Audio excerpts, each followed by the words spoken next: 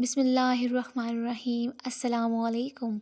اللہ کے پیارے نبی حضرت محمد صلی اللہ علیہ وسلم فرماتے ہیں، آزمائش جتنی سخت ہوتی ہے اس کا بدلہ بھی اتنا ہی بڑا ملتا ہے۔ جنت میں ایسے لوگ داخل ہوں گے جن کے دل چڑیوں کی طرح نرم ہوں گے۔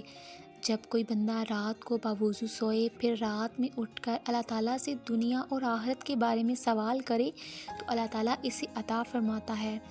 کسی سے نیکی کرتے وقت بدلے کی امید مت رکھو، کیونکہ اچھائی کا بدلہ انسان نہیں اللہ دیتا ہے۔ جو اللہ کے دیے ہوئے رزق کو کافی سمجھے وہ کبھی کسی کا محتاج نہیں ہوتا۔ گناہوں سے توبہ کرنے والا ایسا ہے جیسے اس نے گناہ کیا ہی نہیں۔ رزق انسان کو ایسے ڈھونڈتا ہے جس طرح موت انسان کو ڈھونڈتی ہے۔ لوگوں میں بدترین شخص وہ ہے جس کی بد کلامی کی وجہ سے لوگ اسے چھوڑ دیں۔ تم میں بہترین شخص وہ ہے جس نے قرآن سیکھا اور دوسروں کو سکھایا۔ تم وہ مانگتے ہو جو تمہیں اچھا نظر آتا ہے، لیکن اللہ وہ ہی دیتا ہے جو تمہارے لیے اچھا ہوتا ہے۔ کائنات میں کوئی اتنی شدت سے کسی کا انتظار نہیں کرتا جتنا اللہ اپنے بندوں کی توبہ کا انتظار کرتا ہے۔ اگر تم نے آسمان کے برابر گناہ کر لیے اور پھر تم نے سچے دل سے توبہ کر لی تو اللہ تعالیٰ تمہیں معاف فرما دے گا۔ اللہ تعالیٰ کو وہ انسان پسند ہے جو اپنی جوانی اللہ کی عبادت میں گزارتا ہے۔ بخار کو برا مت کہو، یہ انسان کے گناہوں کو اس طرح دھوتا ہے جیسے بٹی لوہے کے زنگ کو دور کرتی ہے۔ جب تم دنیا کی مفلسی سے تنگ آ جاؤ اور رزق کا کوئی راستہ نہ نکلے تو صدقہ دے کر اللہ سے تجارت کر لو۔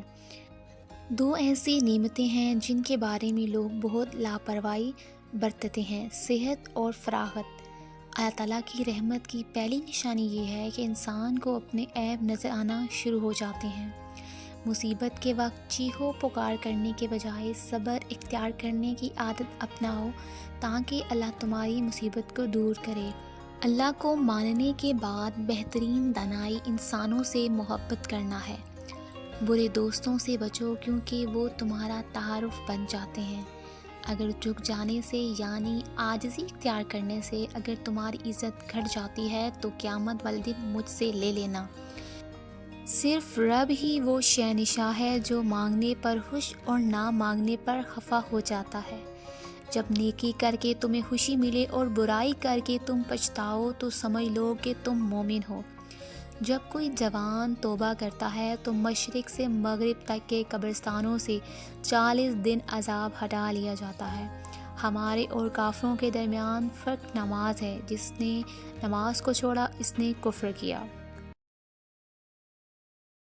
اگر آپ کو یہ ویڈیو اچھی لگی ہے تو ویڈیو کو لائک اور چینل کو سبسکرائب کرنا مت بھولیے گا، ساتھ ہی لگے ہوئے بیل آئیکن کو ضرور پریس کیجیے گا تاکہ آنے والی ہماری نئی ویڈیو کی نوٹیفیکیشن آپ کو مل سکے۔